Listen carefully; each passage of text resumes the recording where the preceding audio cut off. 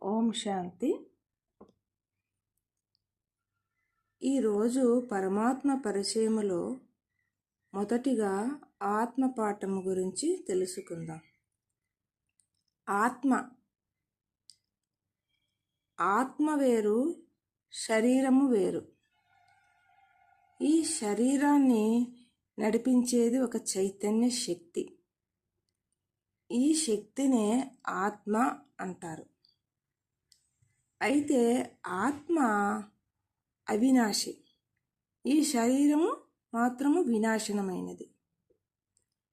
ఈ ఆత్మ ఎక్కడ ఉంటుందంటే మన శరీరములో రెండు కనుబొమ్మల మధ్య బురుకుటి స్థానములో, అంటే మనం బొట్టు పెట్టుకుంటాం కదా, ఆ స్థానములో ఆత్మ విరాజమానమై ఉంటుంది. శరీరము మరియు ఆత్మ రెండు కలిసి ఉంటే జీవాత్మ అంటాం. ఓన్లీ ఆత్మ అయితే ఆత్మ. శరీరములో ఆత్మ లేకపోతే శవము, అంతే కదా. శరీరంలో ఆత్మ లేకపోతే ఇంకేముంది? డెడ్ బాడీ, శవము. ప్రతి ఒక్కరి ఆత్మలోనూ 3 సూక్ష్మ శక్తులు ఉంటాయి.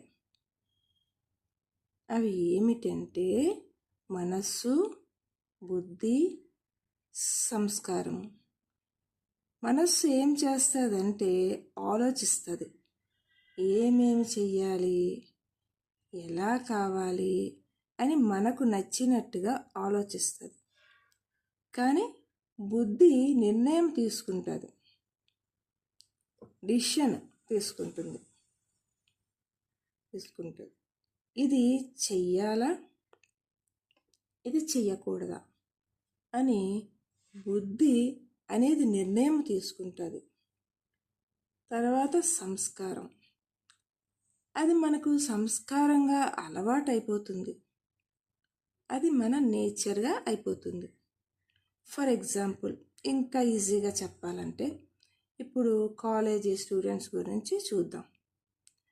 చదువుకునే పిల్లలు ఇప్పుడు చాలామంది రకరకాలుగా తయారవుతున్నారు.